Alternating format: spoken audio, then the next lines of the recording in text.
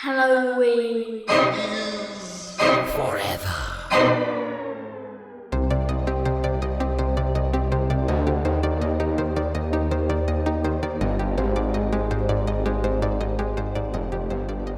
Guys, it seems weird. I don't think I've ever asked you guys this question, but what is your favorite like horror subgenre?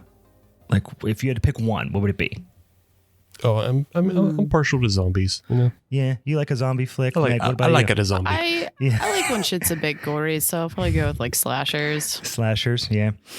I'm more of a like mid-90s supernatural action, horror, demonic, karate, sci-fi, buddy cop, crime drama kind of guy. So with that being said, boys and girls, welcome to a very special punishment episode of Halloween is Forever. I'm Brian. I'm Meg. I'm disappointed. Yeah? Because I feel like you could have done like a layup of like a rabbi, a priest, and a cop go to Jerusalem. Right. Yeah. I guess I should. I just was trying to figure out what genre would this film go into, and we'll talk about what film it's going to be. Guys, hold on to your fucking britches. But when I was thinking about what the genre is, I was like, boy, howdy, this is a little bit of everything in this film. Now, guys, we'll get into why I picked this film and why. I'll give you a hint. It should be very clear. It has to do with It has to do with Meg and Steve's insolence. But I thought it was because you're a jackbag. No. You lost. You deserve bad things to happen to you, and so I, being a just champion, had to punish you for your insolence and your poor performance. So, as you guys know, here on this old podcast, we do a little thing once a month. We do a Showdown episode. Your boy took home that motherfucking strap, that championship belt, for the month of November. So all the rights and privileges go to the champ. To the victor go the spoils. So I got to pick a punishment episode for Meg and Steve, or a punishment movie rather, for Meg and Steve, just to remind them where they exist on the hierarchy of Halloween is Forever, which is at the bottom, licking my butts. Wow. Meg, I was just going to keep going until Meg responded, because she was blankly staring at the screen, not making any facial expressions. And I was just going to keep saying, I just was in my mind. I was like, okay, all right, let's go. Rude Keep things on until she responded. That's where I was too, Meg. I was just blocking him out until he was done talking. Yeah. I was just trying to get a response out of you guys. This is what we have to do. This is how we deal with Brian. Yeah, listen, all I'm saying is that the champ's got the belt back where it belongs, right around my waist, right on my shoulder. So I picked a little movie for this punishment episode here from 1994 called Hellbound, starring one Mr. Chuck Norris. You guys, he fucks shit up in this movie, not in an acting sense. He's truly terrible, but with his feet is what I meant to say. No, he definitely fucks things up as an acting sense. He does, yeah, but in a negative sense, not in like I came in and fuck shit up kind of sense. Like he made a lot of mistakes. One of them is deciding to be a professional actor. I had a very weird kind of day yesterday as preparing for this, because I watched this film, and then right after I watched Amsterdam with Christian Bale, and there just could not be a greater swing in acting quality. Yeah, with Christian Bale and Margot Robbie and Robert De Niro in that movie. And then you come over and you see Chuck Norris. Just he's a plank of wood with a beard that kicks things. Yeah, that's really what he is as an actor. We will probably get into it more, but like I don't even think I can recall like ever really watching Chuck Norris as an actor when I was a kid. Yeah. And all I ever saw him was on infomercials. Sure. And so seeing him in this setting, I was like, I thought that there would be a difference between the two, and there isn't. All his best work is on infomercials. Yeah. He shows more emotion selling, exercise equipment than he does in any of his actual performing, actor roles. But listen, guys, we'll get into it. We got a couple other things we got to do here to talk about the show. Once, as always, I should probably say right off the top of the show that if you haven't already, go ahead and go follow us on the social medias and at Halloween is Forever. We got the Instagram and the TikTokies and the Twitters and the Facebooks and all that kind of stuff. The most important reason why you should do that right this very damn second is because we are going to start talking about our December Showdown episode, which we're bringing back our Secret Satan approach to our Showdown episode for the month of December. We're going to throw another little wrinkle in there, which I think is going to make it extra fun for you here. So here's how it's going to go. Actually, you know what? Let's talk about beers first. Win you guys some beers, and then we'll talk about how this is going to go. You give them old 2 strokes on the cock and say, you know what? Let's do something else. Hold on. They don't call me the Edgelord. You know what I'm saying? Let's do some beers first. What are we talking about beers here? What do you got? What do you got? I got beers. I got hype beers. Oh yeah, but I don't know if I'm hype about it. I'm gonna get messages. I think. Yeah. I'm drinking the Alchemist, and nice job. Got some of that old focal banger. Yeah. It's fine. It's fine. Yeah, it's fine. It is. It's fine. Guys. Spoiler alert. It's fine. Yeah, it's fine. Mm-hmm. Yeah. As is Hetty Topper. It's fine. Yeah. It's fine. I was out in Philadelphia this past week, and I was out at some beer stores and whatnot, hanging around with some of our distributor friends out there, and apparently Trillium is hitting the Philly market, and they're getting like little drops here and there. And we were actually in one store, a really awesome place called the Beer Yard, and in Wayne. Anyway. Great folks. Check them out. Awesome beer. Anyway, we're sitting there BSing, and all the guys who work there have been in beer forever. And they're just so over like hazies and shit. So we go in there like, they're like, what's new? We're like, just don't say hazy. Whatever it is that's hazy, don't say.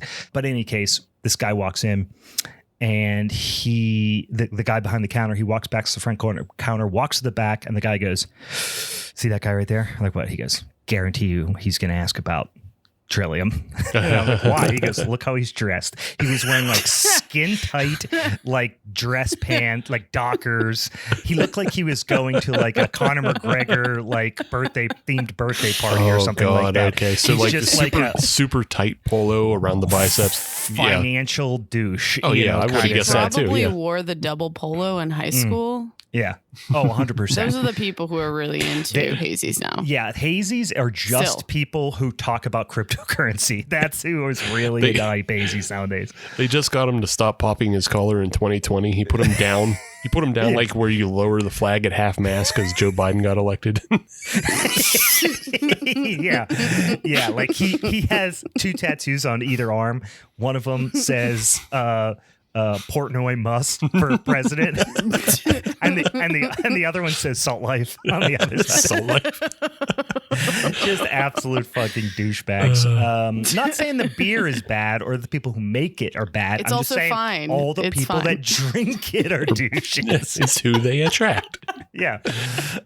Just because it's rare. They want it because it's rare. Was it them or Treehouse that just opened like a golf country club or whatever?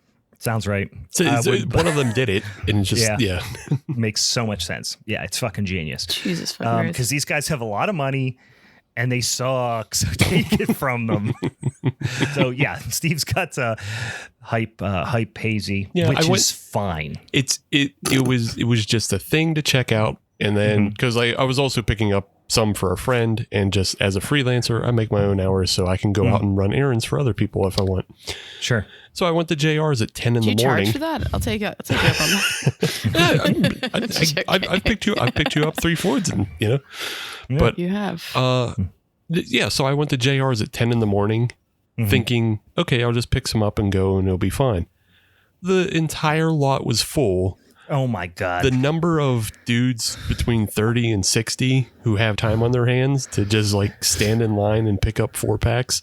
There was an old guy who was probably like between 55 and 60, and he dropped 170 on fucking 4-packs of Hetty Topper and Focal Banger. Well, I'm good like, on JRs, I suppose. Oh yeah, they were Yeah, it was out.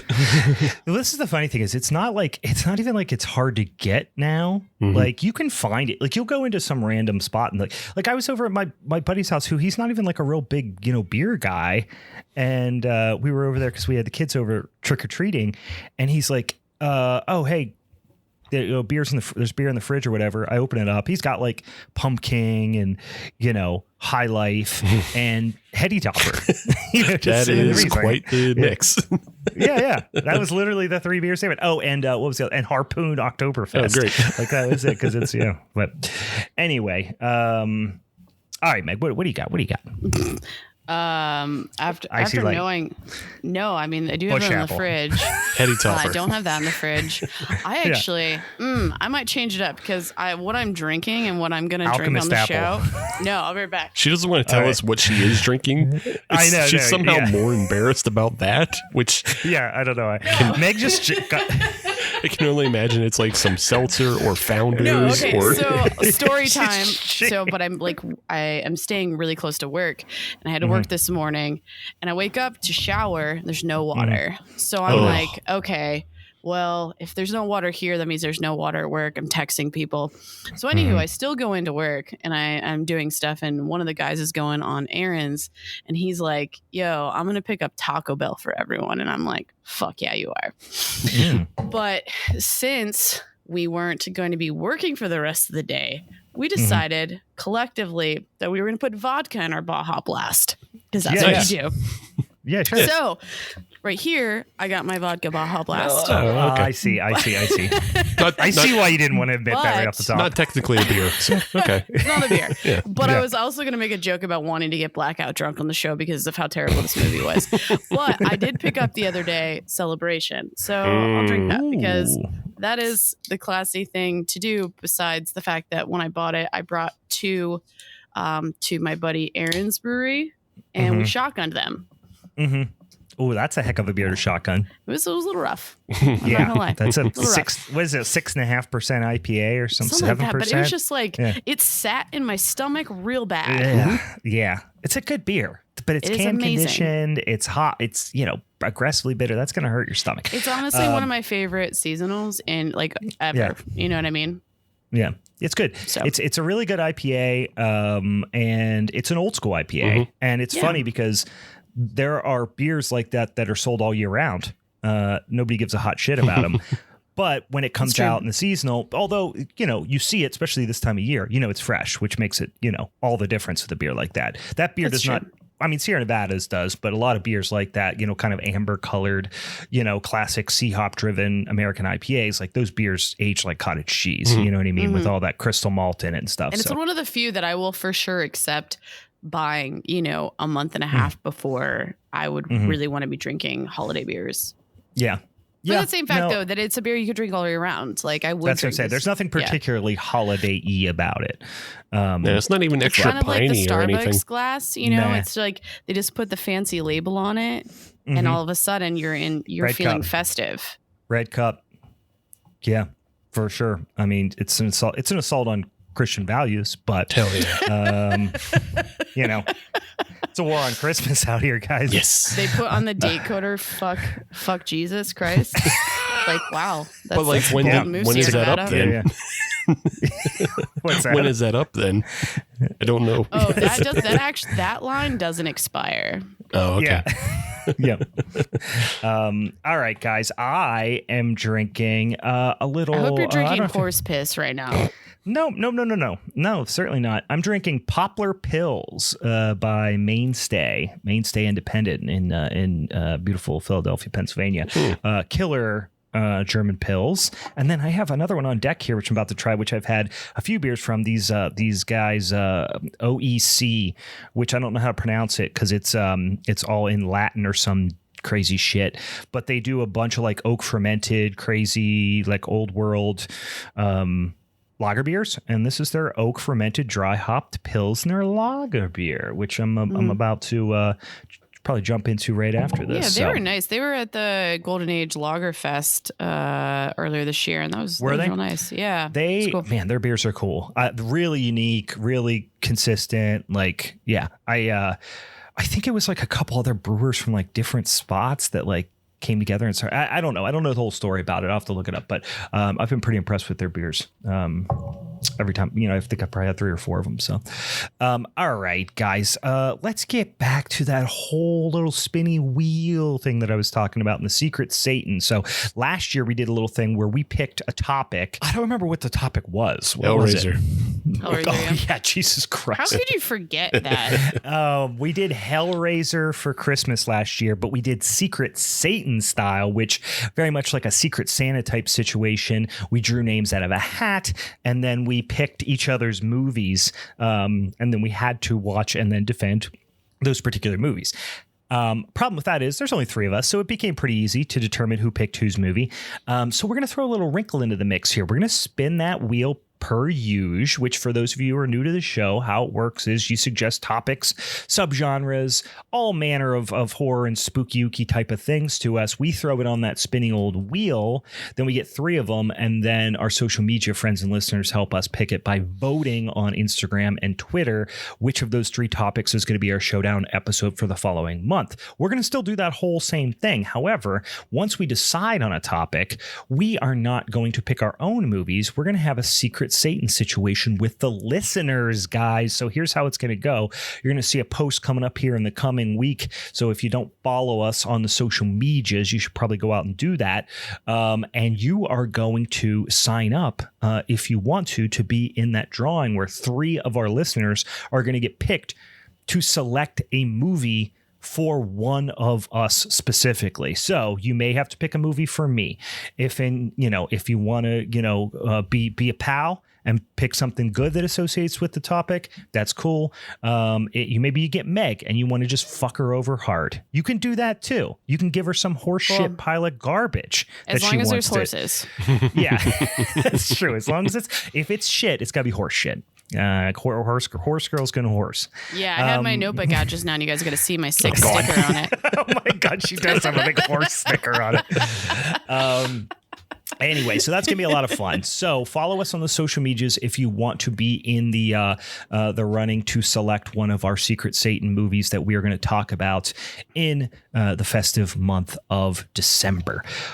All right, let's spin that son of a bitchin' wheel, Steve. Let's get 3 out there. Let's get that son of a bitchin' wheel spinning. All right, what do we got first? Number 1. Mm-hmm. So this is something we've had. We need to pick a region or a country to represent. So we're gonna pick one based on that.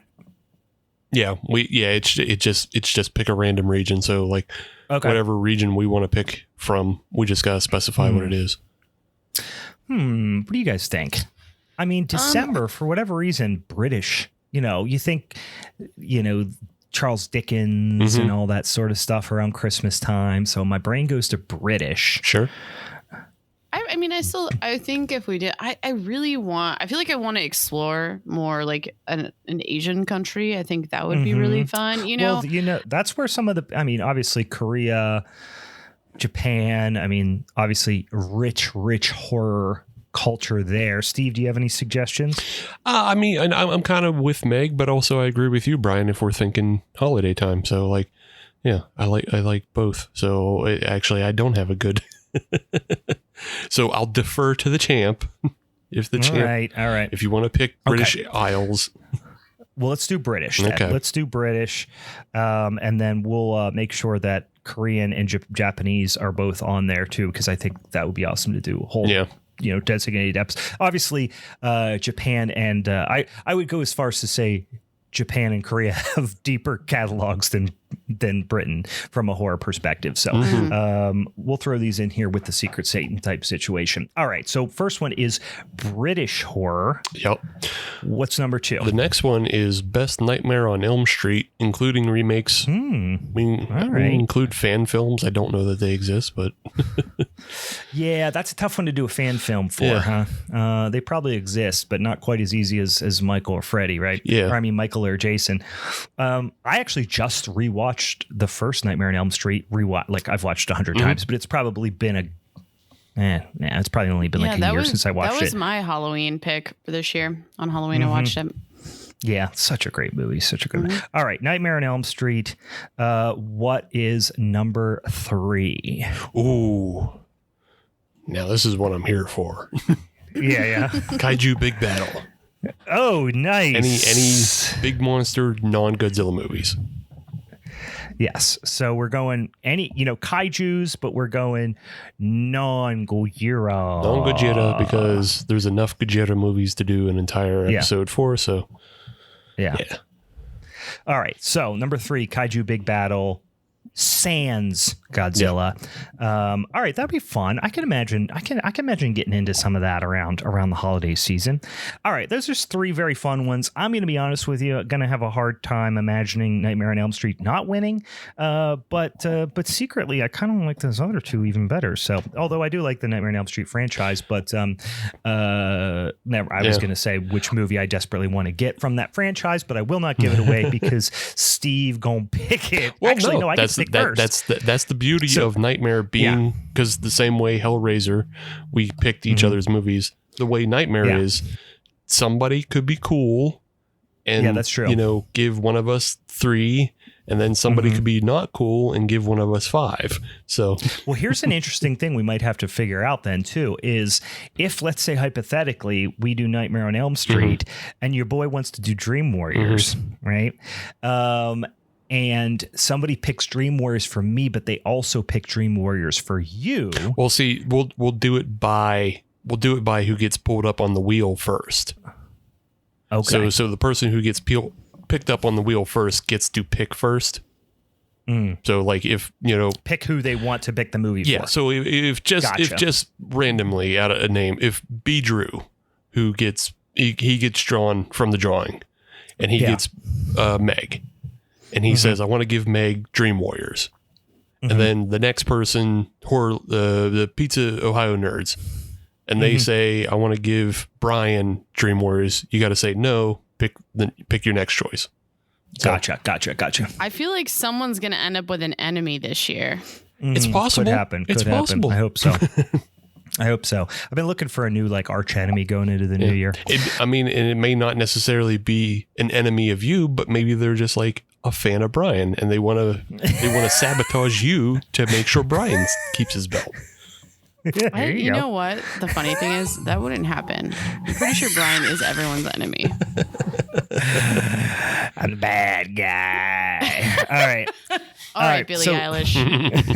So, British horror, Nightmare on Elm Street, and Kaiju Big Battle sans Godzilla. So those are our picks. Keep an eye out for a post on the social medias so you can volunteer, first of all, to vote for one of those topics, but then also to volunteer to be one of our secret Satans. So, all right, guys, let's get into a little flicky called Hellbound, guys. I don't know how much you've actually, I don't want to say researched, but even IMDb'd this piece of shit. I picked this movie because I watched this movie quite a bit as a child, as I did a number of Chuck Norris movies, as I did a lot of Jean-Claude Van Damme, a lot of Steven Seagal, really anything with guys saying badass lines and fucking spin kicking people. I was down for it. That was me and my brother's jam when we were kids. So we watched a lot of these movies. Steve and I took a little trip down memory lane before we started recording, talking about Double Team, which that movie's not as erotic as it sounds, but it does star one Mr. Jean-Claude Van Damme and Dennis Rodman. The other movie where Jean-Claude Van Damme plays his own twin brother, that one also rules. It's called Twin Brother, guys. Double Impact. Double Impact. That's right. It's so fucking bad, but I love it. Jean-Claude Van Damme, let's be honest, is Sidney Poitier compared to fucking Chuck Norris. But even if you watch the JCVD film, that's pretty good. And then the TV show he did for Prime, which was a parody of his life, was also very funny.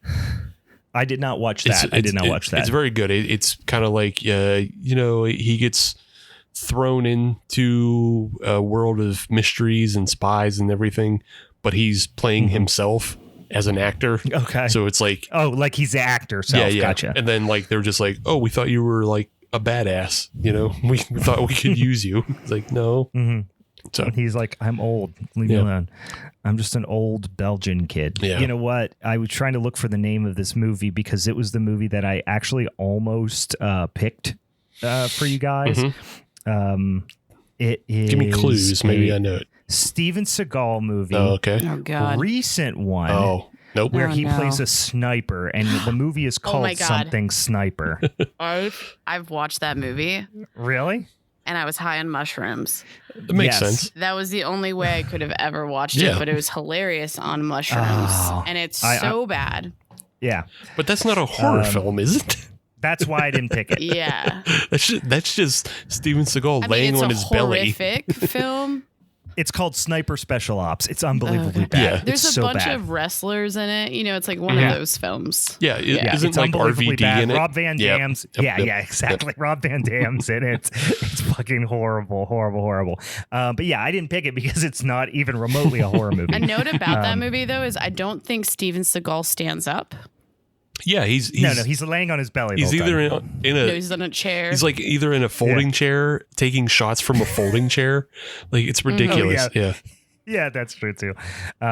Good God, it's so bad. But anyway, I was like, okay, I do want to put something in the vein of these just horrible action movies, but it's got to have a horror element. So bingo, bango, bongo, here we come.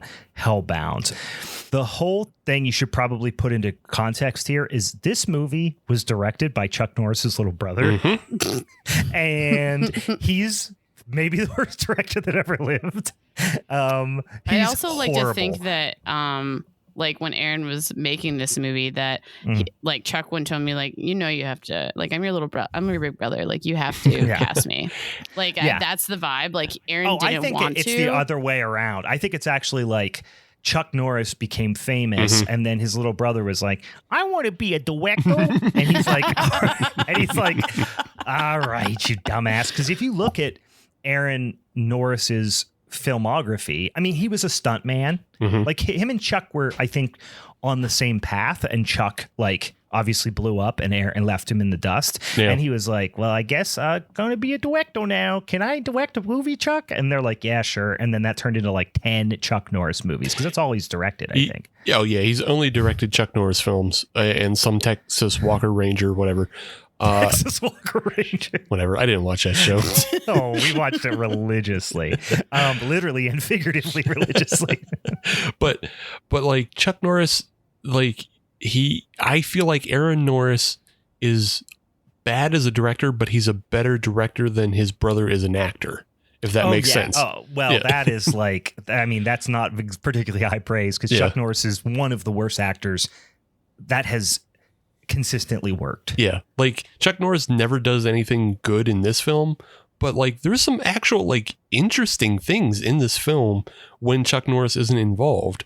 Like the opening is kind of interesting, even though it's a direct. Literally the only interesting part. It's like the rest of it is. Don't get me wrong, I love this movie, but I love it for how bad it is for the most part. There is a couple of things that are kind of interesting. Yeah. They took a couple of big swings, which I did appreciate. The whole filming in Jerusalem and Tel Aviv is like that's super uncommon, and I think because of that is the reason why more films aren't filmed there.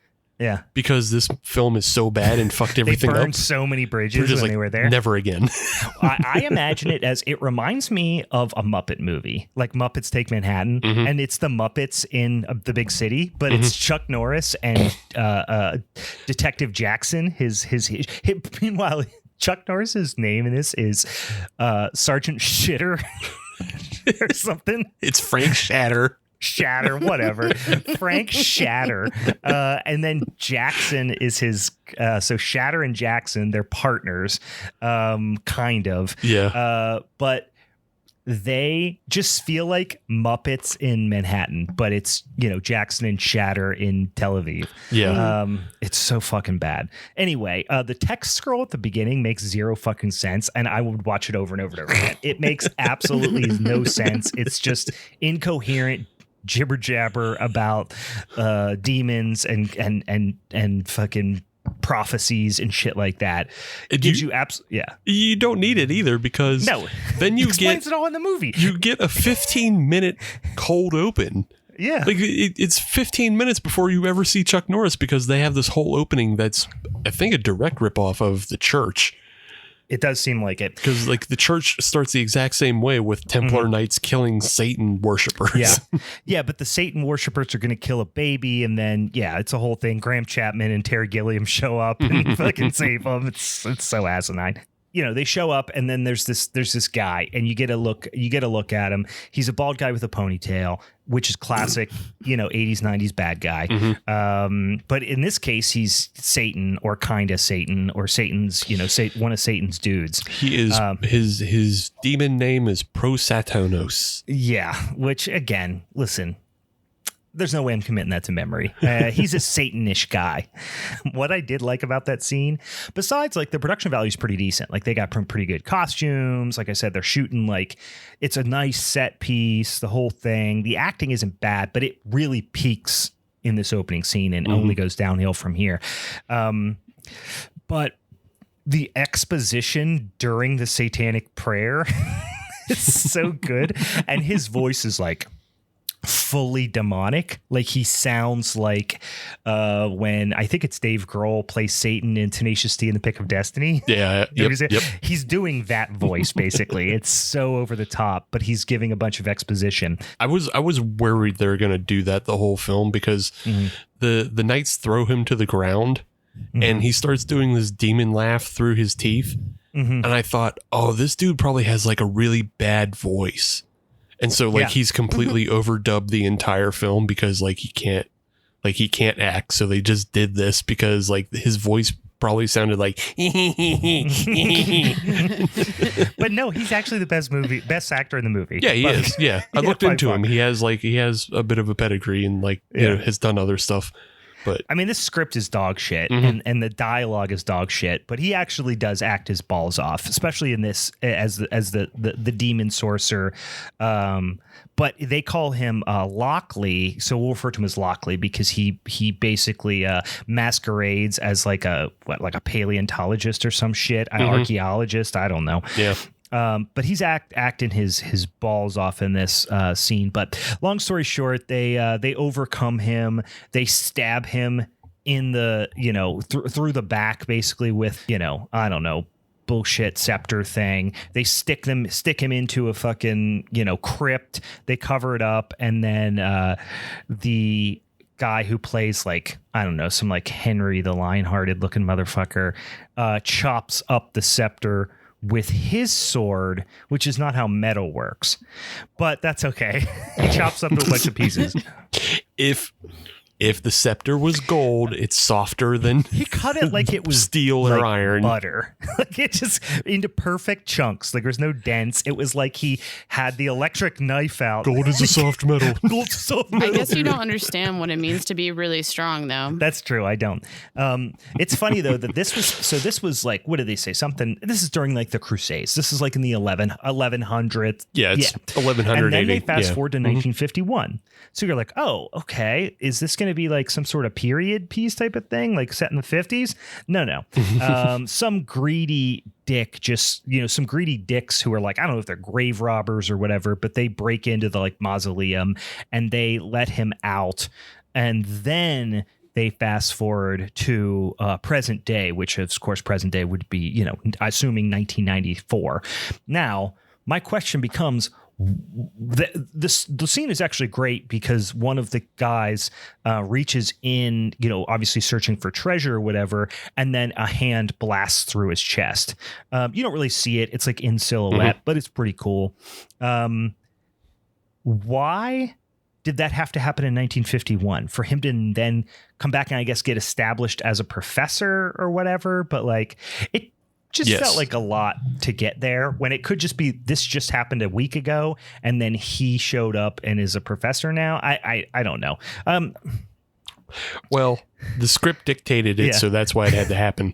But it takes forever because it's a throwaway thing at the end of the film where they're discovering that he's been going around masquerading as this Lockley character and killing the holders, the different pieces of the scepter, the 9. Yeah. So I guess they wanted to fast forward to the end, but then they still show him killing a bunch of them. Like, you could have just said, like, oh, he also killed the other guys, you know? Mm-hmm. Right, yeah, and he did it a week before. You didn't need 40 years to do this. This would have been a 20-minute film. Well, the thing is, it's like they could have just said he did it in the last week, and then all of a sudden, now that makes sense that they would, you know, draw those. Like, they could sleuth that out because all of a sudden all these you know holy men are dying. Yeah. But if it's been happening over the course of 40 years, like hard to identify that pattern. Mm-hmm. Yeah, and then like nobody caught on in that time. Yeah. I have a theory that this film is indirectly responsible for the Assassin's Creed films or games, especially like what was that, the second one or something? Wasn't that the one where you're like going and killing Templars and shit? Well, they're all killing Templars. Oh, okay. I've only played a couple of them, but like the first one occurs during this time period in the 1100s. Mm-hmm. You're like bouncing around all these holy cities. You're killing Templars. You're searching for holy pieces of relic, and I'm just like diving off of shit into straw. I think that's the only one I played. And I was gonna say, I'm like, and that's way more entertaining than this movie was. Oh like, yeah, for sure. Watching someone play it, not even playing it myself. Watching someone play it. Watch. Oh yeah, the game has a way better story than this movie by a long for shot. Sure. But I think somebody who is our age, you know, had been watching these films, or probably somebody who's a little older, they watched Hellbound way too much, but they're just like, what if this didn't suck? And what if? And then we got Assassin's Creed. Right. Yeah, it does. It follows a very similar thread there. But so now we go to present day. Chuck Norris, who is a cop, as he always is, but not this time, not in Texas. This is in Chicago. He's about to execute a man in an alley for taking or maybe selling drugs. Like, he's the crookedest, most horrifyingly like abusive, crooked cop in the world, but they act like he's, you know, saving the world. They just walk around plainclothes, not identifying themselves as police officers. I don't even think you ever see his badge. I'm convinced he's not a cop. Like, this whole thing, he's not a cop at all. I mean, but it is Chicago, so this makes a lot more sense. Yeah. He just walks around Chicago pointing a gun in people's faces. And they're like, I'm a cop. And you're like, you have a gun in my face. I don't care if you're a cop or not. Like, please don't kill me. I guess I believe you. I have to at this point. You're right. And they act like he's just the coolest guy in the world because he walks around. He stands there at one point while a pimp is beating up a sex worker, and he acts like he's going over to save her. But he also just like plays little games while she's getting the shit kicked out of her. And it's like, who are you doing this for? You know what I mean? He wanted to be the bad cop that time. Looking through a more modern lens, it's impossible to view Chuck Norris's character as a good guy. Right. Like, it's absolutely impossible in this movie. Also, remember, for some context around the human person, Chuck Norris, he's a super Christian right-wing shitbag in real life.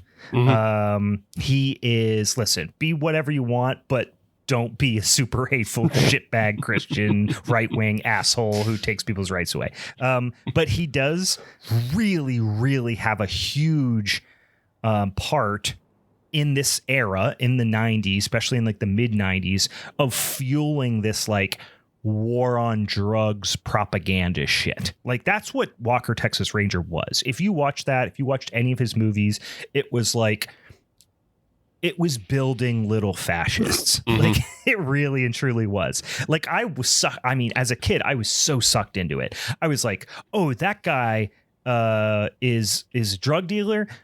Murder him, Chuck. Murder him. Karate kick him through a window. Fuck him. Yeah. Kill him, and also kill. Oh, that kid smoked pot. Chuck, put him in the grave. Like, that was just the mentality that they tried to, that these shows kind of brought about. Like I said, they've aged horribly, but that is exactly what he is. He is still on that bullshit in this movie in a big way. I want to go back and watch Sidekicks to see what kind of fascism they were trying to push through that. I'm sure there was something going on there.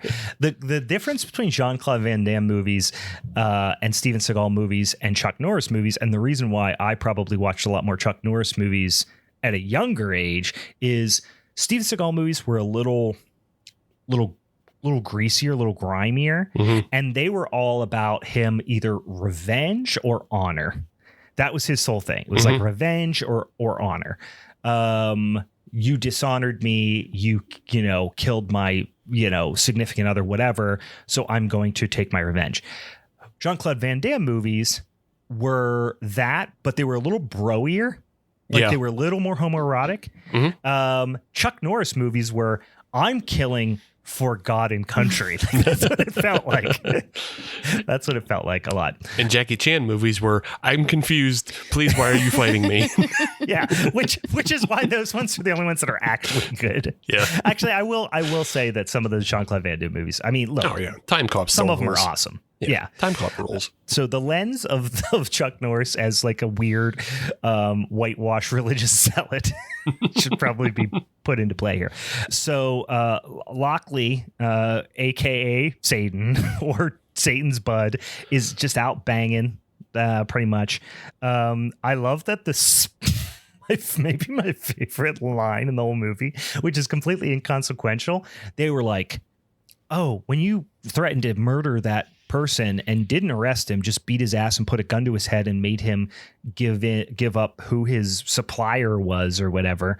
They're like, who do you say it was? And he was like, it's Spider. His name's Spider. He goes, it was Spider. He was like, oh, it's that Joker Spider. This is Jackson, his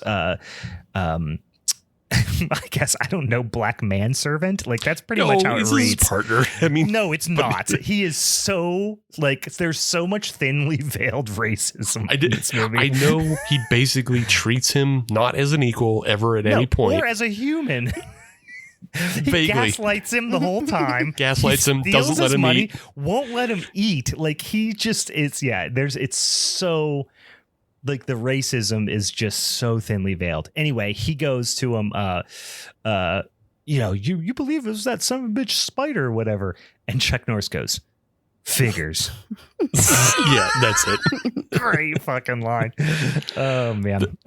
This is absolutely a movie that Eddie Murphy said no. Just on the spot. Just no. He was like, who? Chuck? No, fuck you. Yeah. It's like, no. No, that cracker motherfucker. Yeah. No, I'm not with him. Like, Michael Winslow said no.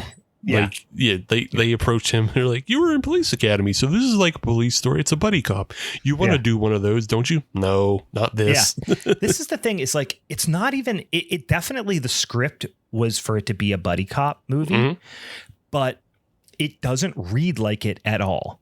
It reads like an abusive relationship. Chuck Norris treats his partner like shit, constantly lies to him, gaslights him, tricks him, robs him, puts him in danger. It's just, it just doesn't read at all like a buddy cop. I really want to understand, though, like, going just quickly back to that line you mentioned, too, because they didn't do anything with that information either. They're like, he's like, you're going to get me killed. They're like, so who's fucking Spider? What? Tell me. Oh, figures. Yeah. And then they're gone. Yeah. No, that's like. Yeah. Well, no, Spider was the pimp.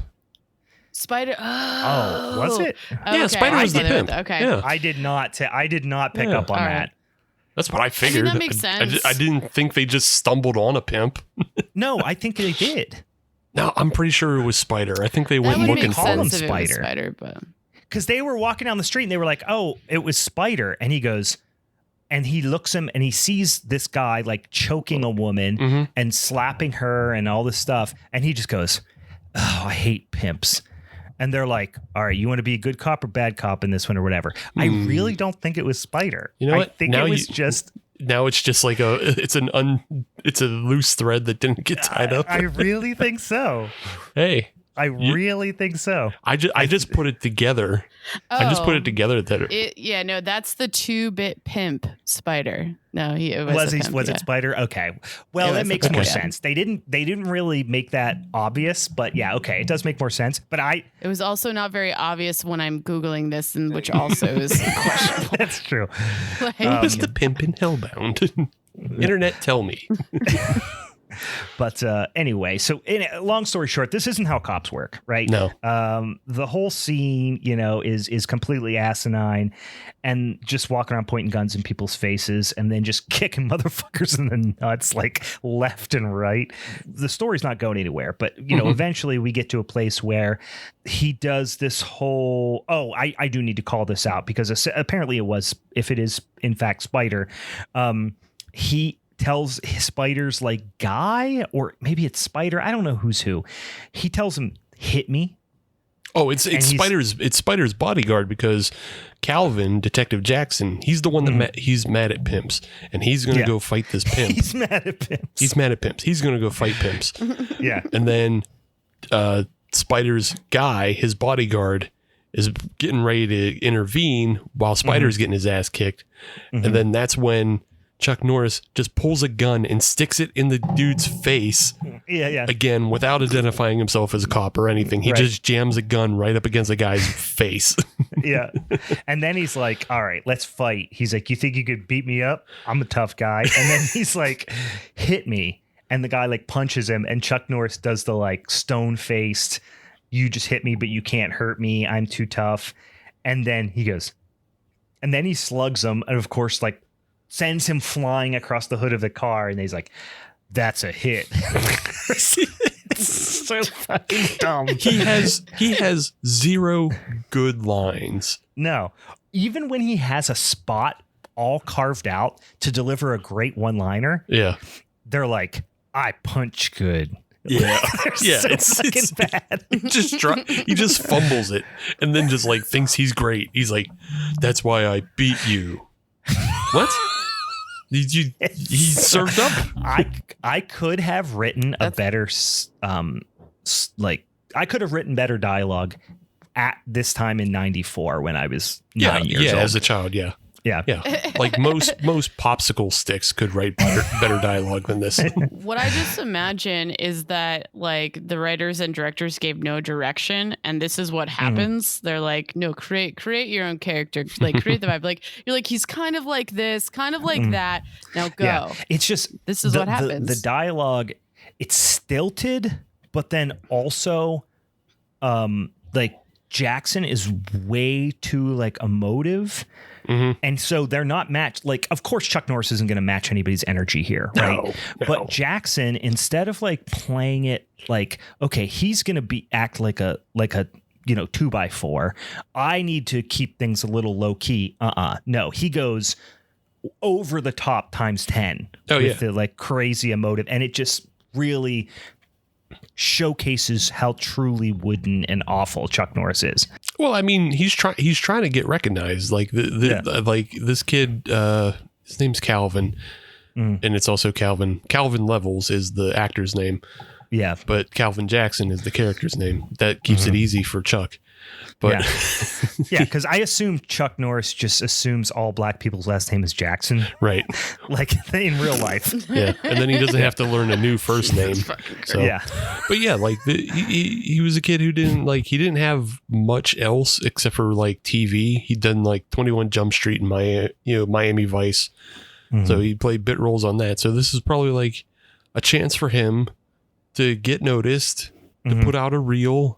He was make bold hair decisions. Yeah, and like he's got like the Rick James starter pack going. Oh, absolutely.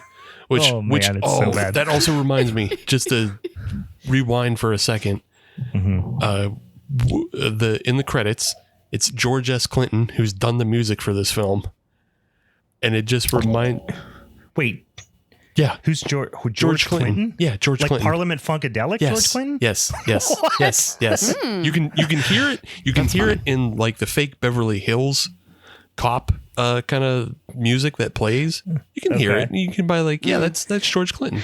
I noticed in a few parts, the music seeming like I didn't really note the quality or whatever. I just was like, because I actually love George Clinton, but it just seems so out of place. Yeah, it's out of place. Like it was totally misused. And it's just, it's just George Clinton was writing like Beverly Hills Cop because somebody probably told him it was a buddy cop film. Yeah. And it's funny. Oh, you know what? This is different George Clinton. George S. Clinton is somebody different.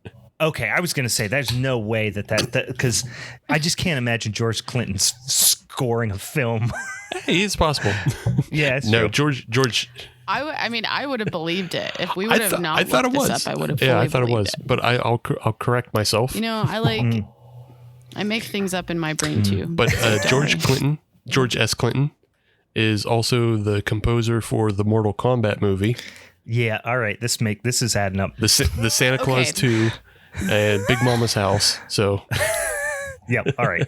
So not P-Funk. No, not P-Funk. Yeah. Now that we even mentioned Mortal Kombat, can I bring up one comparison that when we were talking about the guy who plays what's his nuts? Prosthetos? Yeah.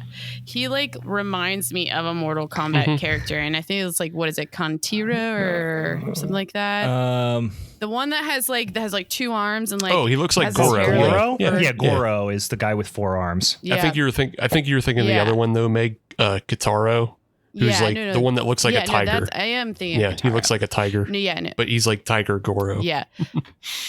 I was like, he should have played him in Mortal Kombat. I mean, the guy's got a melon on him. Big ass head, chiseled jaw. He looks like a great villain. Oh, he's got for sure. Look. The hairline. Honestly, it was just the hairline. Yeah, hairline, but also ponytail. He has Al Leong hairline. He looks like Endo. Yeah, he's got Endo hairline. So I'm gonna skirt through a lot of this stuff regarding the plot because it's not interesting even a little bit. But the whole thing is they're trying. Satan Boy is trying to get a hold of all the pieces of this scepter, which is going to allow him to open up the underworld, bringing about, Satan's reign on the earth. So it's going to be, Armageddon by way of Satan coming back and fucking up the earth. So he's trying to facilitate that. In the meantime, these chunks of the scepter are being held on to, like Steve said, by 9 holy men who are slowly getting knocked off by him. And then there's also this guy, Krieger, who owns like an antiquities kind of business in Israel, who is kind of working for him, but he doesn't know that he is Satan. He just thinks he's this rich, archaeologist / collector of some sort. So you're going to get a little bit of that.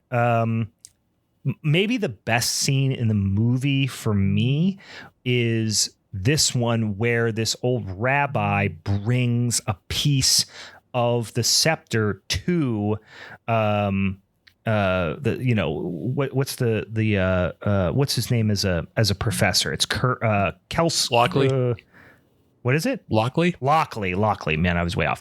Anyway, to Lockley, but it's kind of a ruse because then he attempts to stab him with it, but it doesn't work. And then he rips the guy's heart out. But he has these weird kind of sideways, like lizard eyes, like contacts in. It's kind of cool. And then speaking of Rick James, he kicks the motherfucker out the window. He front kicks a sex worker out a window, lands on Chuck Norris's car, which is, big mistake, obviously. And that's how the two worlds cross.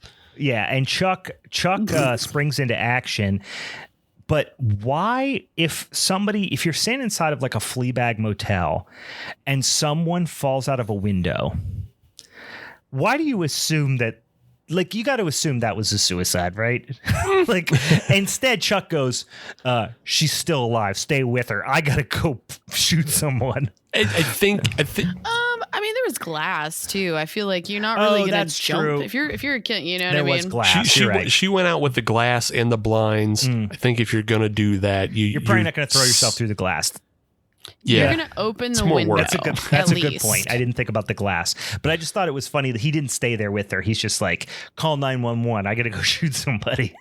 But he does. there is a really, really terribly forced line. Again, this is one of the other horrible lines in this movie where Chuck goes into the room and Demon Lockley, which he doesn't see his face at this point, is like, leave and I'll let you live.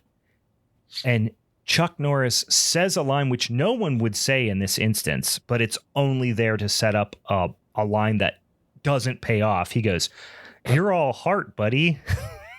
Which is not a thing people say. And he goes, "Speaking of hearts," and throws the rabbi's heart on the ground. And then Chuck goes, "Oh no." But oh no, the irony of what I've said. That feels like such a 90s thing. Yeah. Oh man, I wish I wouldn't have said a heart thing. Yeah.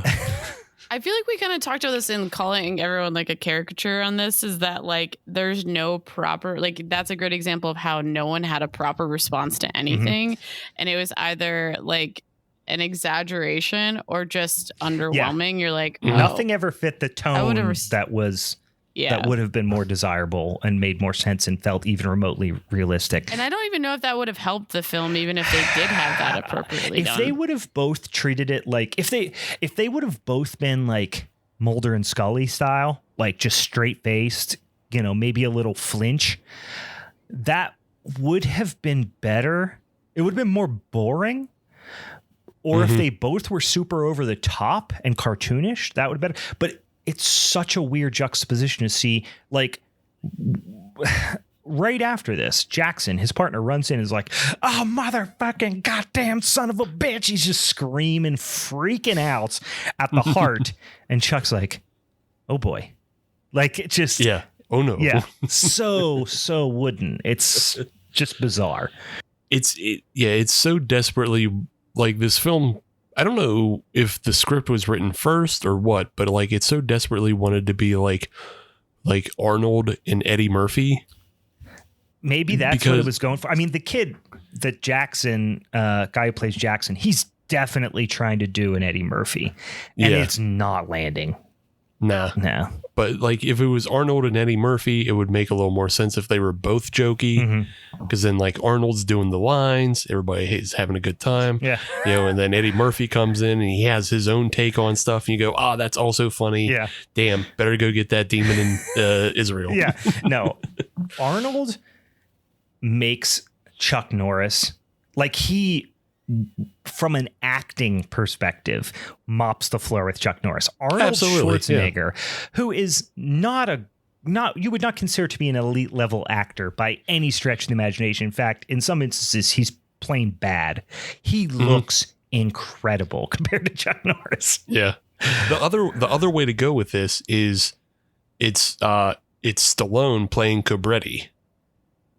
And if he's playing Cobra, okay, and then has Eddie Murphy, being the comedic relief, because then as Cobra, like he still does the lines, but he sells them straight, as like just being a badass. Chuck Norris is like, that's a good point, because if you played it as a straight man, like as a sociopath, it would be okay, fine. So if he was like delivering the Cobra lines completely straight faced, but Chuck is doing it all with this little wry smile where he thinks he's being funny and charming, but he's not none of those things, and that's what makes it so even worse. So it's not just that he's wooden, it's that he is doing everything like, aren't I cool?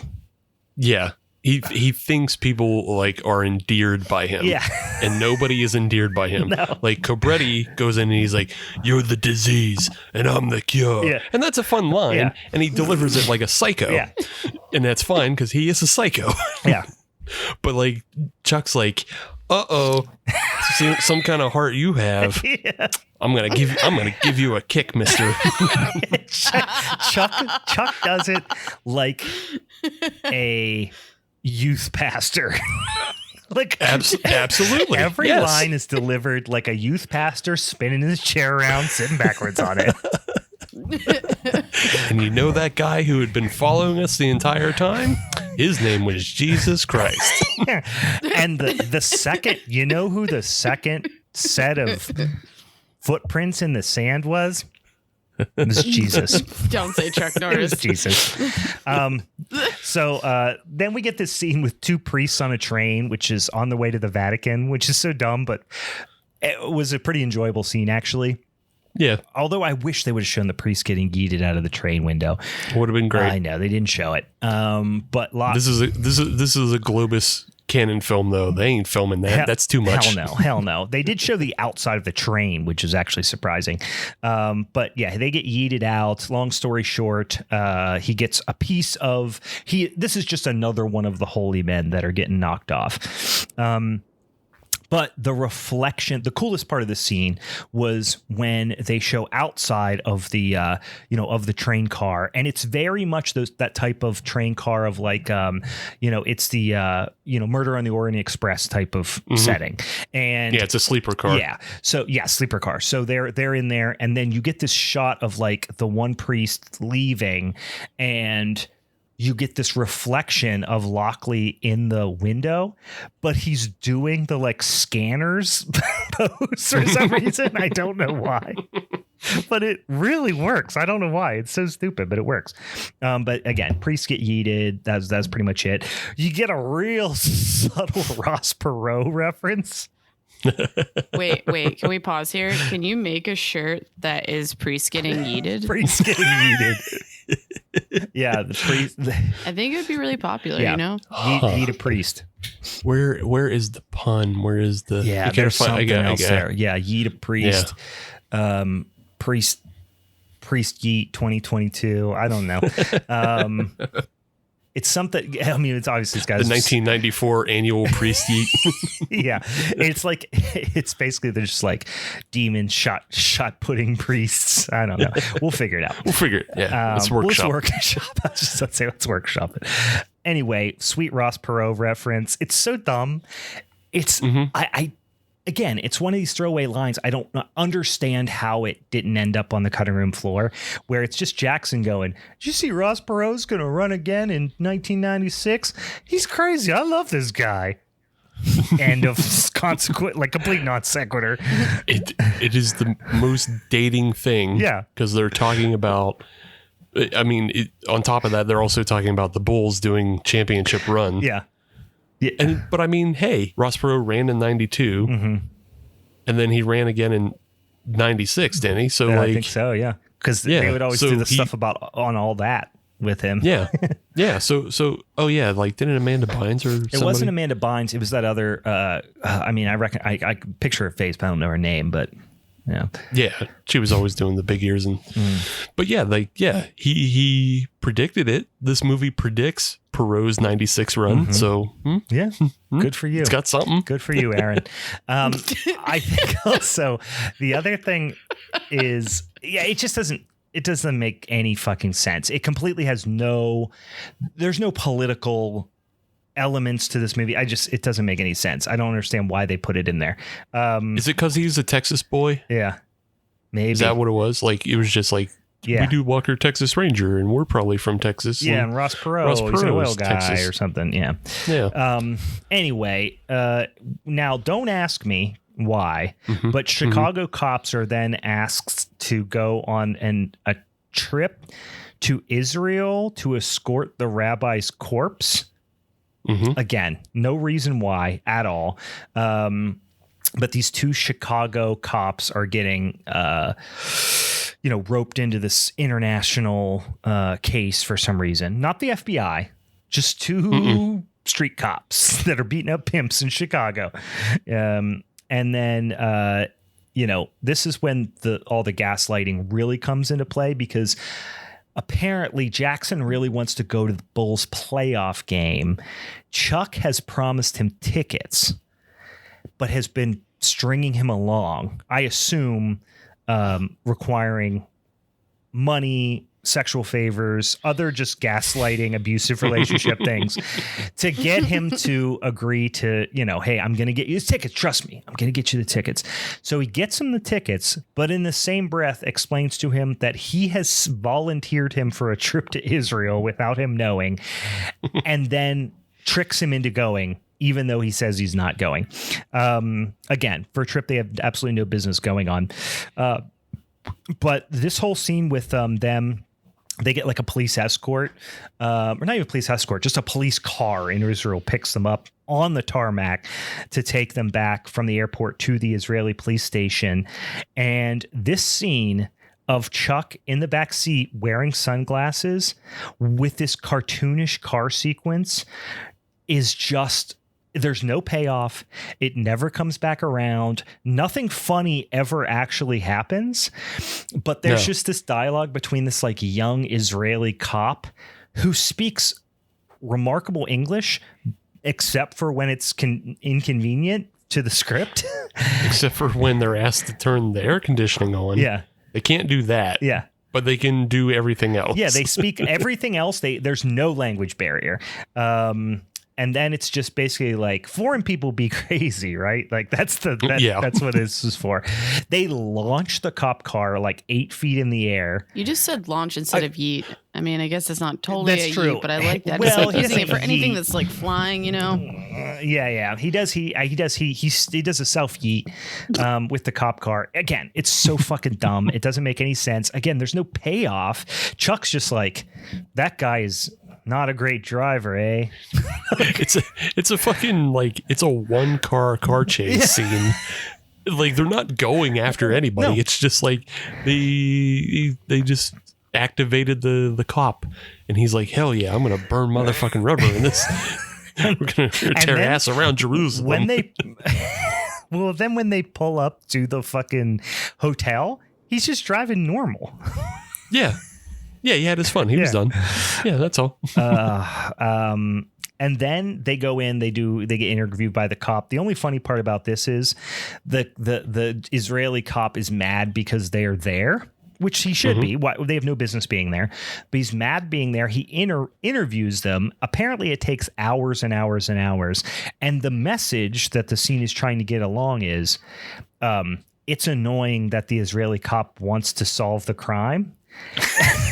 And Chuck and Jackson are justified in the fact that they're annoyed that they have to sit and answer questions. But then it quickly translates to the Israeli cop threatening their lives after being in the room asking them questions and them cooperating reluctantly for hours and hours and hours. The whole scene just makes absolutely no fucking sense at all. It's so confusing. You don't know who you're supposed to be rooting for, what they're trying to accomplish. And then right after that, they're in the car together and they're driving around, and just to communicate, I don't know what really, they're lost driving around, wherever they're at, Tel Aviv. There is a voiceover of Chuck Norris, who's driving. Jackson's in the passenger seat going, I'm pulling over. And then they're pulled over and they're looking at the map and they're like, I told you to make a right back here. And he's like, well, no, I told you to make a left, and there's this little like pseudo buddy cop banter.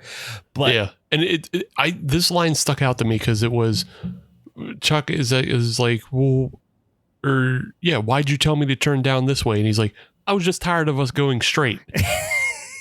He's just like, I just told you to turn because I was bored with this direction. Yeah. That's all. The whole thing, like I said, it's cartoonish, but it never pays off. It's just like the funniest thing about this movie is the absolute ineptitude of the dialogue, the performances, everything is absolutely horrible. Yeah. And I still loved it for some reason. This was just used as an example of like what to not to do in like buddy cop movies. You know what I mean? Well, and also it really is a testament to me of like kids are stupid. They're so stupid. Yeah. They're dumb. And like you love this film as a kid, but now you watch it and you're like, this doesn't make any sense. This is the worst movie I've ever seen. But as a kid, you loved it. And again, kids are stupid. They like bad stuff. Yeah. And speaking of kids, like this whole stupid detour scene is just to set up the introduction of the Israeli short round. Yeah, he is. And he's a pickpocket. Yeah. Yeah. Yeah. He's a little pickpocket guide. And this whole like, we're going to stop and argue and have banter. And then they get scammed by this kid who pickpockets Calvin and runs off with his money. Chuck finds him, finds his money, finds his wallet, and then doesn't give it back to Calvin. No, he treats this kid, this little pickpocket kid, who looks to be 9 years old, with infinitely more respect than he treats his partner with. Mm-hmm. Absolutely. Like he just, like I said, this is where I get back to like the thinly veiled racism. He is just treats Jackson like a child the entire time. And then Jackson is also like this almost like weird modern day Jim Crow era type of character. Like the way he delivers the lines, the way he like doesn't have any of his own agency. It's like he is a black guy, but doing blackface almost. I'm like, why did you agree to do this? Like, I'm not trying to victim blame here. It's 1994. Right. I get it. He wanted a break, but reading that dialogue and just going, you know what? I'm going to lean into this hard. It's just like, that's tough. That's rough. It's rough, but also like at the same time, there's so many other worse roles that people have had to take as a minority. Mm-hmm. And like put on voices. Oh yes, and, like, don't get me wrong. So like I can see why this would have happened. Yeah, and why he would have agreed to it, because he just wanted to make a break. Right. But yeah, this was also obviously just very on the surface of just like, we're gonna treat you like dog shit. We're not even gonna treat you like as an equal at any point in this film. Yeah. And you're going to be the punching bag. Well, and it's also like you're not the punchline. You're the punching bag. Right. Yeah, we're not laughing with you. We're laughing at you. And also the Norris brothers, again, I don't know them personally. My inclination is that they are super right-wing, religious zealot, probably racist assholes. So I'm just going to assume that played into the whole conversation. Chuck Norris, here. His skin color looks basically like Trump. So, we understand these things. Like it is. Yeah. But Chuck Norris is a ginger too, and he shouldn't, like act that way. Yeah, it's rude. It's disrespectful. It's only because he knows a couple kicks that people ever gave him respect. No, he is. He's a mediocre martial artist. I mean, he's obviously a very good martial artist in real life, but it doesn't translate super well on the screen. He doesn't even compare to like Jean-Claude Van Damme it's not even close. But I think that's why. The only reason Chuck Norris had a career is that he is white and American. He's white and American. He did, and he was in a Bruce Lee movie. Yeah. That's it. He did Enter the Dragon. Yeah, and that was enough to get him into canon films. Mm-hmm. But that's the thing; it stops at canon films. Mm-hmm. Aside from Texas Walker Ranger, he never really got that big. No, it was TV, and then it was movies like this, like low budget. Yeah. I mean, I imagine this wasn't tremendously low budget, but for the time, it was probably, considered to be. I'm sure it got a theatrical release and everything, but compared to Commando, this fucking blows. Yeah, that's a fair statement. Yeah. So anyway, fast forward a little bit.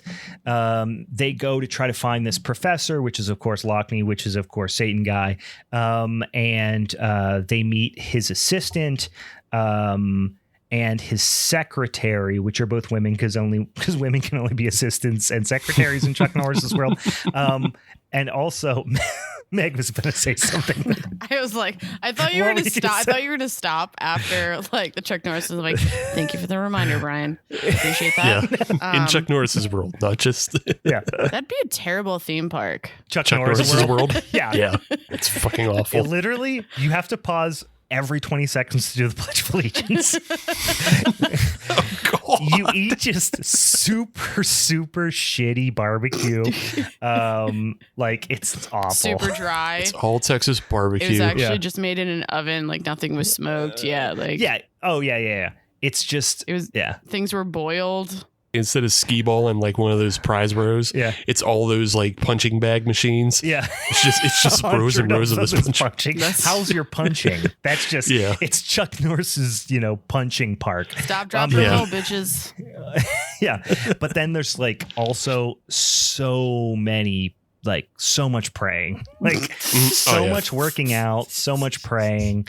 It sucks. It fucking sucks. But that was a fun movie idea, actually, now that I think about it.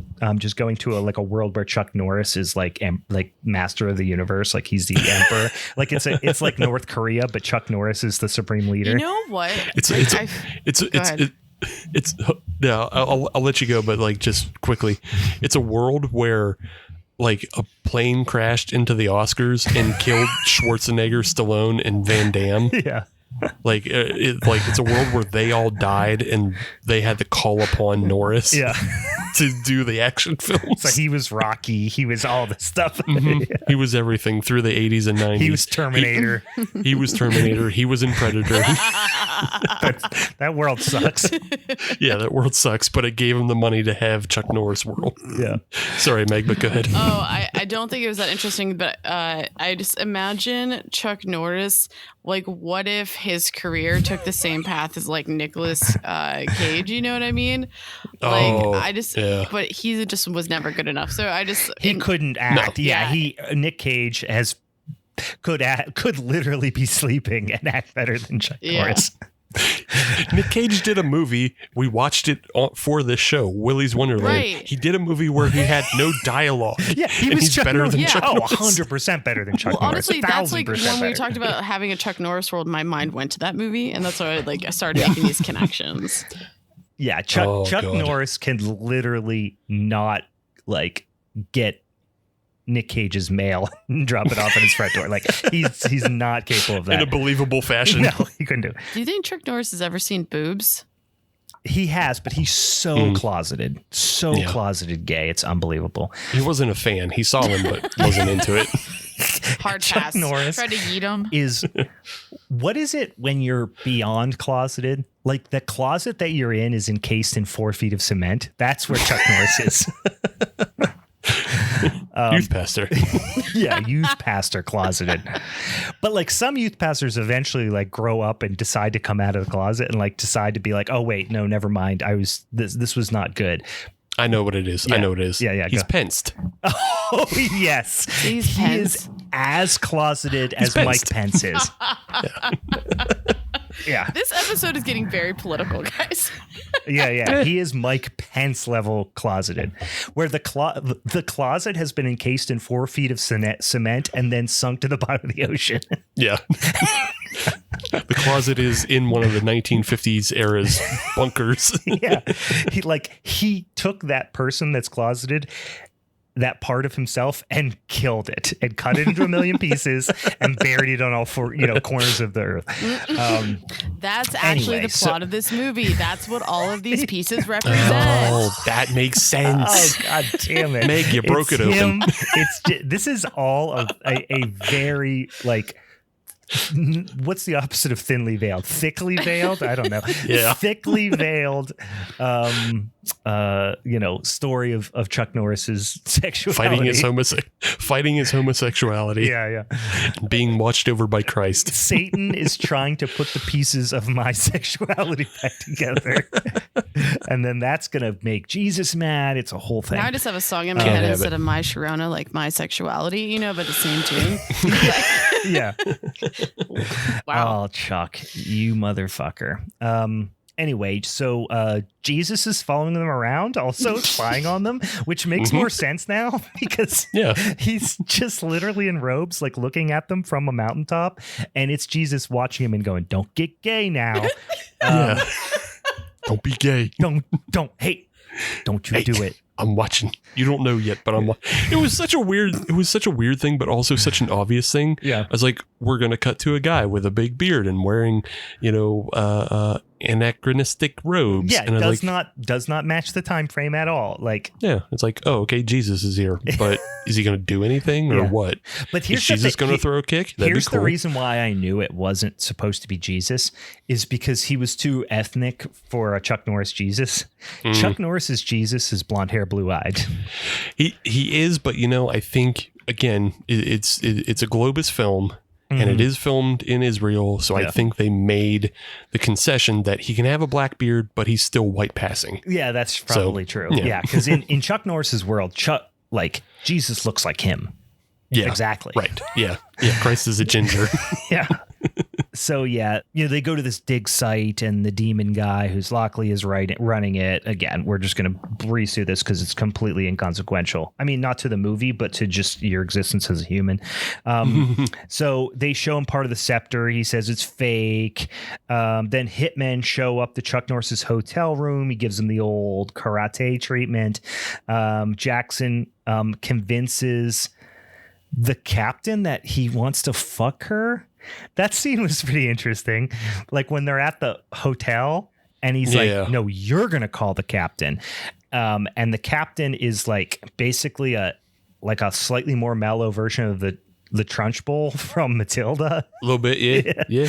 And he basically convinces her that Chuck Norris wants to fuck her. So she gets really horny ? I don't know.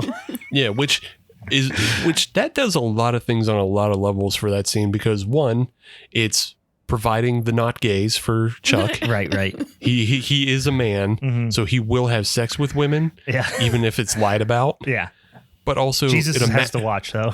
Yeah, but also it emasculates Calvin because he's not laying on any like game or anything. He's not trying to convince the captain. He's not laying, he's not being charismatic in a way that benefits him. He's not like, I'll treat you nice. I'll take you out to dinner. Yeah. It's not, he's relaying the fact that Shatter will fuck her. Yeah. So it's not like he misses you, and he keeps saying shit like that. Yeah. I have one more observation here, because especially scenes like this, is that I'm pretty sure Chuck Norris is a never nude. Possible. That also makes sense. That makes more sense than anything I've heard in a long time. I will personally bet my life on it now. I literally just heard it for the first time 8 seconds ago. I would bet anything. That's a sure right there too. I would bet my right hand that he's a never nude. It's an easier bet than the Powerball. So yeah. Imagine how much pubes Chuck Norris has. Unbelievable amounts. But he's like really well hung, so it's kind of like balanced. No way. No way. He's got such a little, it's like an olive buried in an entire bag micro penis. Red cotton balls. If he was hung, you probably would have heard about it at some point. Yeah. And just at some point. Yeah. 2, he wouldn't be as into karate as he is. Yeah. He wouldn't have been selling extras. Everything he does is to avoid seeing other women naked or having himself to get naked. Yeah. Everything is avoiding that. Yeah. And it's really thin too. Really thin. Like thin, not in the way you think though, but thin like a flatworm.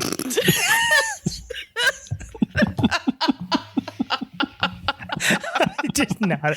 Oh no! Oh my God. I did not anticipate visualizing Chuck Norris's dick this much. But at least not today. I mean, it's Saturday. Maybe on the Sabbath. Saturday. But, anyway, so yeah, again, they're fighting for the scepter. Shit's getting wild. There's a couple of good lines. Welcome to hell is one of them. That's it's just bad. It could have been so much better. He ends up killing that Krieger guy. There's this whole okay. So they go back to this joke so many times that it almost is one of the main plot points, is that Shatter will not let Jackson eat. Because he's controlling him this way. This is one of his control techniques, is to not let him eat. But then, it happens so much, and they come back to the joke so many times that it should, the IMDb synopsis should basically be, white cop won't let black cop eat. Demons also. That demons should be also. The synopsis. Demons appear. Yeah, that should be the synopsis. He's constantly gaslighting him. He literally steals his money so he can't buy food. It's it's so fucking weird. It's not funny even a little bit. No. and it doesn't have a payoff. Like you say, it should have some sort of payoff. He never is at the end where he's like, here, I bought you this wonderful steak, and then throws on the ground and makes him eat it like a dog. Like, I really thought he was going to do something like that, because that would have been on par with his character. Right. But no. Or you could have done something locally irrelevant and bought him like bread and fish. Yeah. Or did a thing where like you go into the restaurant and he's starving, but all it is a bunch of like weird, ethnic food that a Chicago guy wouldn't like, or something like that. It was never pays off at all. Just so it just stars a black guy and is rude to him. Yeah. They start it. They come back to it 90 times and then they just stop doing it. Like, it just doesn't happen anymore. Like, it happens so much that it seems weird, and then it stops abruptly. So, they start to get the whole idea of like, oh, he's a servant of Satan and all this stuff. He kills another guy you don't know or care about. And then there's the ultimate gaslighting scene where they play this straight, where Jackson basically says like, you motherfucker, like he basically says like, this isn't cool. I want to go home. This is not cool. We're going to get in trouble. We're going to die. I'm starving. Please stop. And he goes, stop. I don't want this. I don't want this. And he's like, you don't respect me, anything like that. And I'm like, oh, okay. Like, he's saying what the audience is feeling. And then Chuck Norris, again, ultimate abusive partner gaslighting, goes, if I didn't respect you, you wouldn't be my partner. And it's like, oh my God, this feels like it's Dateline now. Like, yeah. Like, that's how modern dating feels like, guys. If you didn't know. Yeah. It's I'm going to treat you like shit and then probably not talk to you a lot and then be like, I like you. I wouldn't make fun of your weird genitals if I didn't like you. That classic millennial romantic line. No, that was Chuck Norris if he were a millennial. Yeah. I have to wonder. Maybe your penis looks so much like a vagina. Why's your penis in any? But I have to wonder if all this like starving and all, like, is that actually improv by the actor? Like, he just literally was starving and like they just didn't pay for Crafty on this. Do you think that Chuck Norris could handle even one line of improv? No. Well, most of his responses are pretty terrible. There's one in there that is fucking god awful and it haunts me right now. Is like, Calvin is complaining about not eating and then like he finally convinces Chuck to give him money, and Chuck's response, just like his relenting to this, is just, he goes, fine, but just the way he delivers that line is worse than what I just did. Yeah, like I can't do as bad as he does. It's like fine. Yeah, just the way he says it is it's so weird, and it's the worst acting. I just don't understand how Calvin did not have money. Well, because they had a per diem in Israeli currency. No, it makes no sense. But that is what they're trying to pass along as a legit part of the story. But it doesn't make any fucking sense. Chuck Norris was just about to launch his like one of those Bowflex fucking machines, and he's like, guys, we need this diet that we're gonna go on. It's a new thing. It's called starving yourself. The shitter diet. Yeah. I can't have my co-stars eating poorly on camera. Yeah, that's going to reflect poorly on my exercise equipment sales. It's bad for my brand. They break into the Israeli police station now, even though they probably could have just went in during the day. And they're going to get some more information about the case. Also, I made the note at this point that I've never seen a movie that feels more like a video game. Like like an early PlayStation era video game, like where the voice acting is dog shit and the plot is very loose and everything is very, very clear cut what the next step is that you have to complete. Like, here is a key. That key goes to that door that was locked. You know what I mean? Like, it just feels so formulaic and just like I said, a poorly written early video game. Like, yeah, and there's enough like bad ADR, like you're saying. It feels like poorly translated from Japan. Mm-hmm. Like even going back to the prostitute that Prositanos was sleeping with. Oh my god, yeah, that was so bad. I think all of her bits are ADR, and like she has the funniest scream when she comes out of the bathroom because her face just opens wide. Yeah, but it's like a completely different actress's scream, and it's great. Yeah, and it's like, come in the shower. We can do it in the shower. Would you like to continue sexual relations in the shower? Yes or no? Click no, yes. They didn't even say sexual relations. They're like, we can do it again because, we did it once already. You didn't see it, but I promise we did. Promise it happened. Yeah. Which also, this definitely speaks to how Christian Chuck is. You have the son of Satan running across the world, and he only just gets with a prostitute. He doesn't get with three. He doesn't get with 3 and 2 rent boys. Yeah. No, nothing. It's just, I'm a bad guy because I had sex. We know Satan likes it all. He likes orgies. Yeah. That's what I'm saying. Absolutely. Satan would be out there fucking mixing it up. We're sex positive here in Satan land. Boobs and butts and that's not how Satan gets down. It's a poor rendition of how he has super vanilla sex with a sex worker. Yeah, lame. And then they get showers afterwards. It's a whole thing. Because that's the imagination of the Norris brothers. Yeah, imagine what the most insane devil sex looks like. Just regular sex. Yeah, just regular sex with a hot woman. And then she takes a shower naked. And then they do it twice. All Chuck capitalized. Naked. Because Chuck and Aaron, they shower together, but they wear swimsuits. Again, they're never nude, so yes. Anyway, so then we learn that the girl who has, again, no agency and nothing to do in the movie at all besides get fucked by Chuck Norris, has royal blood? Yeah. Question mark. Well, that's like the weird part is that she's called princess multiple times. You're like, oh god, gross. She's not even calling him daddy or like I don't know what's going on here. Right. Well, and she's not a princess. She's the daughter of a duke or something, they say. It's just, god damn, it's so dumb and bad and doesn't need to be in there. And then Chuck Norris karate kicks some druids, jump kicks Satan's ambassador, whatever the fuck he is, gives him a couple roundhouses, and then yada yada yada, the scepter kills him. She figures out the easiest riddle in fucking movie history. And then Chuck's big payoff line when he throws the scepter through fucking Satanist or whatever his fucking name is eat this. Got him. God gotcha, fucker. Damn. That sucked. Yeah.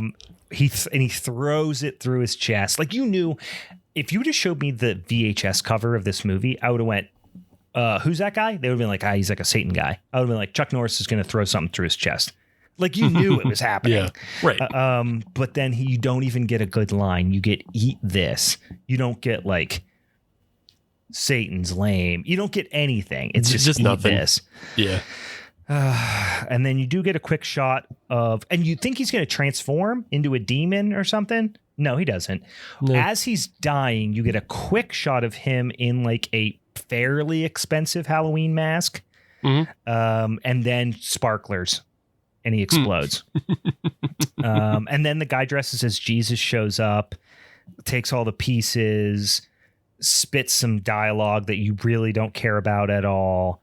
And then right about when you think Chuck's about to, have mouth intercourse with the whatever her name is, the Duchess or something, the Bulls win the championship, I guess. And then, and then he doesn't because God wouldn't like it. And then once again, this kid who's pretty inconsequential, the street kid who steals his wallet, steals Jackson's. They're best friends now, by the way. Jackson gives him a little pep talk about how he should, not do crimes.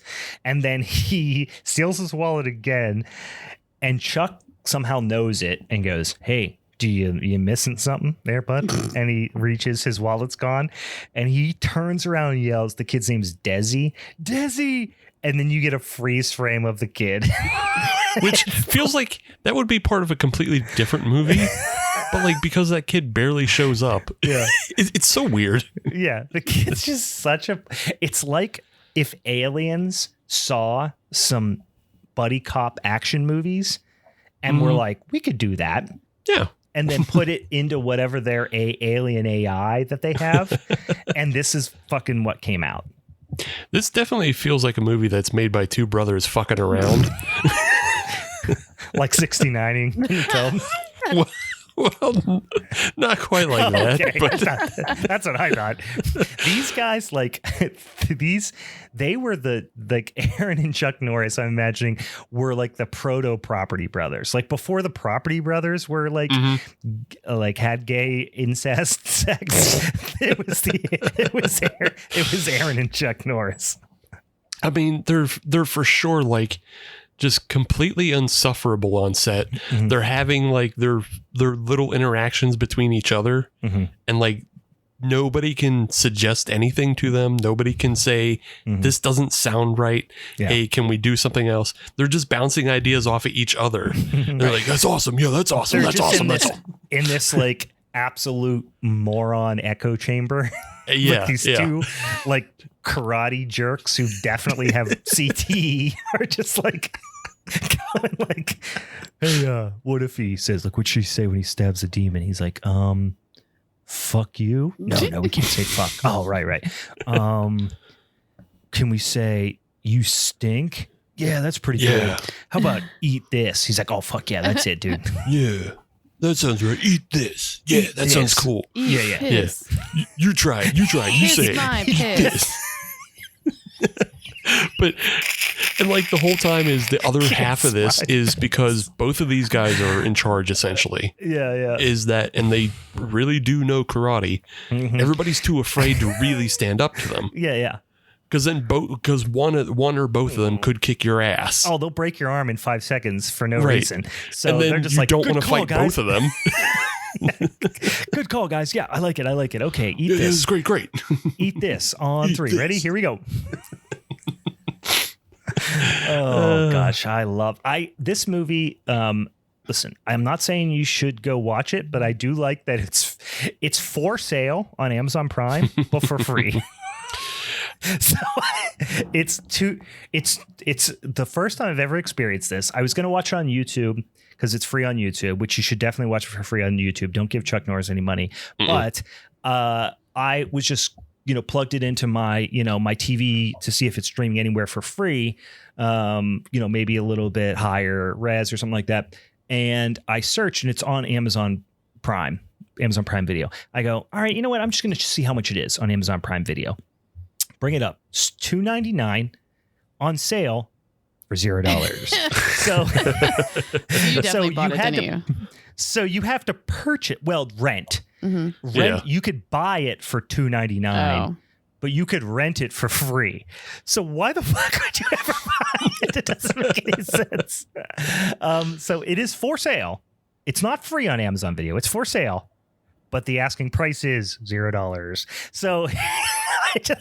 Fair. I think that's a fair price. And you went on there and you had to it's like confirm purchase ? Yes, I will confirm the $0 purchase.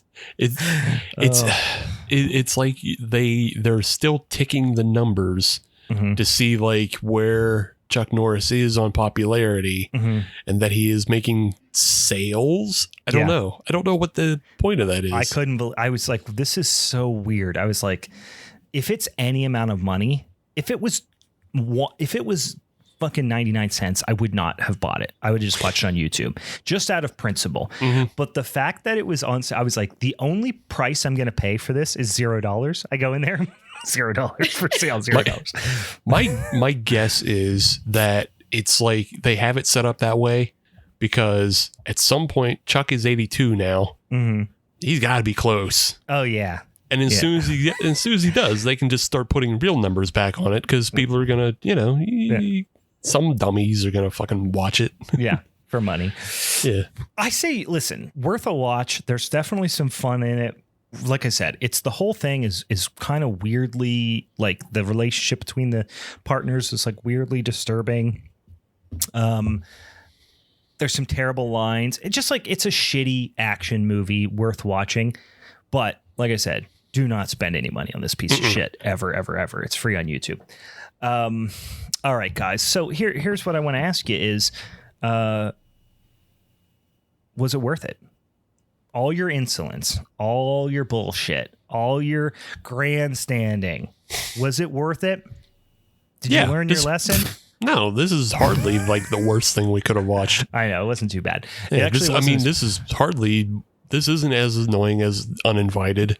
Oh, come on. Uninvited's so much more fun than this. It's fun. I don't know. It's fun. But that was like the thing. I can blank out on this one, though. I literally, like I said, I really wanted to just black out and get drunk. And I wish I had been high on like mushrooms watching. I probably would have enjoyed the experience a lot more. But yeah, there was no fun had. And it isn't a good movie. And you suck as a human. But it's still not Veronica, so. If it wasn't Veronica, like I would probably watch Veronica again. I'd watch Uninvited again over watching this again. I would not. Let me be clear. I would not watch Veronica again ever. I want to go on record as I will never watch Veronica again. All right, guys. So that was Hellbound from 1994. Chuck Norris's gift to the horror, sci-fi, buddy cop, action genre.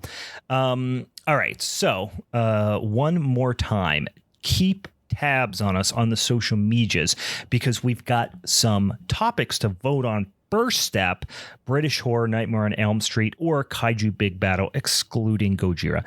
But after that, if you want to be involved with our Secret Satan picks for whatever topic we land on, like I said, keep an eye out because we're gonna have a little sign ups there. I mean, we're probably gonna throw everybody's name on the wheel and then pick who, assuming there's not going to be like hundreds and hundreds of people who want to do it, or even if there is, that wouldn't be that big of a deal. We will put you on the wheel and then you can help us pick those movies for whatever topic. Also, if typically in December, because it's a busy time for everyone. We're all out there celebrating the birth of Jesus Christ. What we need to do is probably have a couple of guests. I don't know if we're going to do a similar thing where we have our own kind of little mini episodes where we have our own guests on there. We kind of do them ourselves, like kind of solo them or not. I don't know. But if you have anybody out there that you think we should have as a guest, I have a couple actually in mind. Throw them our way. A little DM on the social medias, at Halloween is Forever, Halloween's Forever Pod, wherever the hell social medias that you're checking us out on. Search for that. You'll find us. All right. Any final thoughts, guys? No, it's whatever. It wasn't the worst thing, and I'm never going to watch it again, but now it's a part of me, I guess. Yep. It's in your brain, and it can't go anywhere. Chuck Norris is inside you now, Steve. Don't forget who did it to you. I put a little Chuck right inside you. Is that what you call your dick, dude? Little Chuck. Little Chuck. Little Chuck. That's the worst part is that there's just nothing quotable or memorable. So it's just like a gray spot that has occupied time in my life. And I guess maybe that is more evil than everything else. At least Veronica, we got fucking Danzig impression. Yeah. And from Uninvited, we get fun puppet stuff that we can laugh at. You want to see my Chuck Norris impression? Go ahead. Good one. That was it. That was it. All right, boys and ghouls, for the Halloween is Forever crew, I'm Brian. I'm Meg. I'm Steve. Good one. Sorry, I was doing my Chuck Norris again. Bye. Shut up.